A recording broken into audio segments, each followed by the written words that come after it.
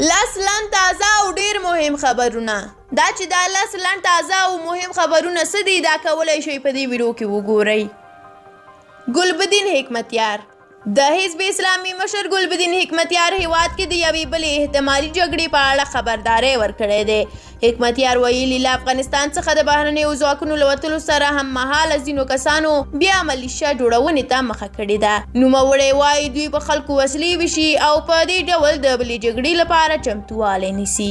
حامد کرزی پخوانی ولسمشر حامد کرزي نننۍ ناسته کې په ژړغوني غږ وویل چې له رسمیاتو ورهاخوا په ټولې وړتیا د سولې بهیر سره کار او همکارۍ ته تیار دی. ډاکټر عبدالله وایي چې له ګلبدین حکمتیار او صلاح الدین رباني سره مې لیدنې وکړې خو د خپلو لیدلورو پر بنسټ نننۍ ناستې کې حاضر نشول.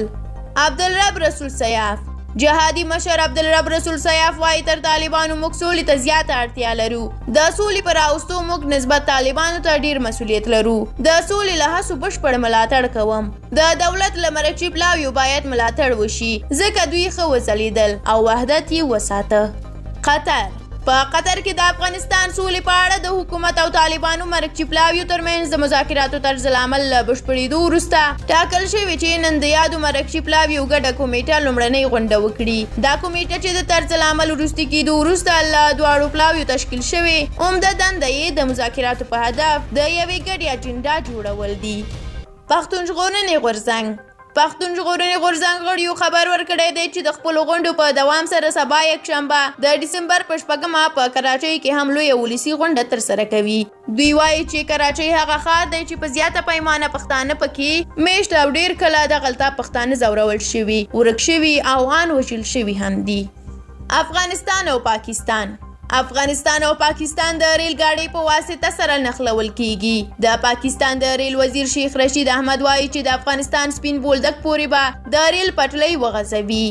محمد یونس قانوني نن داسې فرصت رامنځته شوی دی چې یا به ماضي ته ځو جګړه به کوو او یا به هم خلکو ته نوې پاڼه پرانیزو او سوله به راولو.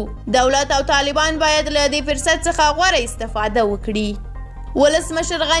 ولسمشر محمد اشرف غني طالبانو ته پیغام کې ویلي دي چې تاسو د ټولنې واقعیت یاست. موږ له تاسو سره سوله غواړو. له امریکایانو سره هوکړه جدا ده او له افغانانو سره جدا.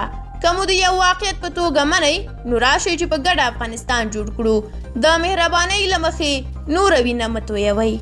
او اخیری خبر هم د مایک پمپیو په اړه دی. د امریکا د بهرنیو چارو وزیر مایک پمپیو وایي چې که په افغانستان کې روان تاوتریخوالی کم نشي د سولې روانې خبرې به کومه پایله ونه لري. نوموړي د افغان حکومت او طالبانو مرکچي پلاویو ته ویلي دي چې که د مذاکراتو پر مهال تاوتریخوالی روان وي او پای ته ونه رسیږي د سولې خبرې به کومه نتیجه ونه لري. او ټینګار یې کړی دی چې په افغانستان کې روان تاوتریخوالی هیڅ چاته د منلو وړ نه دی. له تاسو ډیره زیاته مننه چې دا ویډیو مو تر اخره ولیدله. که د دې 10 مهمو تازه خبرونو په اړه نظر لرئ زموږ سره کومنټ کې شریک کړئ. د همداسې نورو د لنډ خبرونو د لیدو لپاره زموږ یوټیوب چینل در سره سبسکرایب کړئ او که مو ویډیو خوښه شوې وي نو د لایک تڼۍ کېکاږئ. تر بیا او بلې ویډیو په لوی او بخښونکي خدای مو سپارم. هر چیرته چې یاست آباد او خوشحاله اوسئ.